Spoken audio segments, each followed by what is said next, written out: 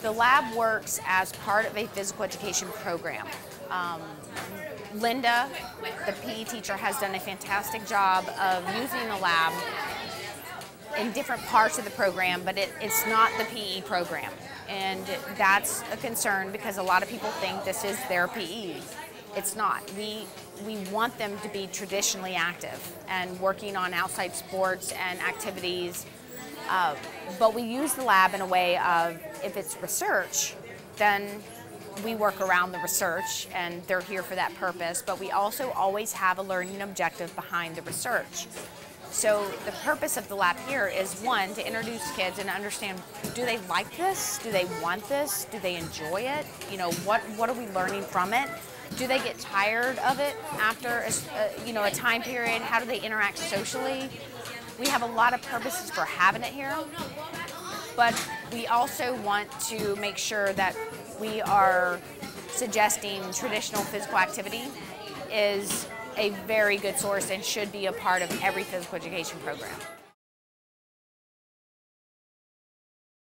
We have virtual biking, we have ergometers that are now virtual, and they're upper body bikes that you play a video game while you're still working on your upper body strength.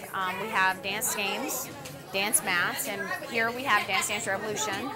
We have fitness games through our steppers that, as long as the kids are stepping, they're active. We have Nintendo Wii, and there's a plethora of sports and activities they can play with those. 3Kick is martial arts, so kids are working on punching and kicking and being active and can choose to compete or not.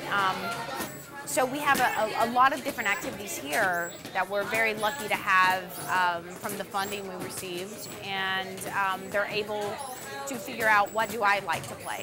What do I like to be involved in? Because not everyone likes to dance, not everyone likes to play sports.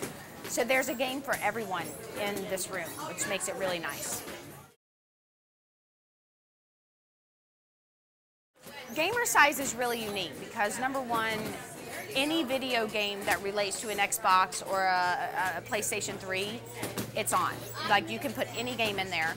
And overweight and children that aren't necessarily skilled and don't like physical activity, that are very successful at sedentary video games, we can put those games in there, and as long as they're moderately stepping, they are great at the game, so they feel successful. And they forget they're exercising, and they're able to achieve and be better at the games than maybe a more fit kid that doesn't necessarily succeed at the video game.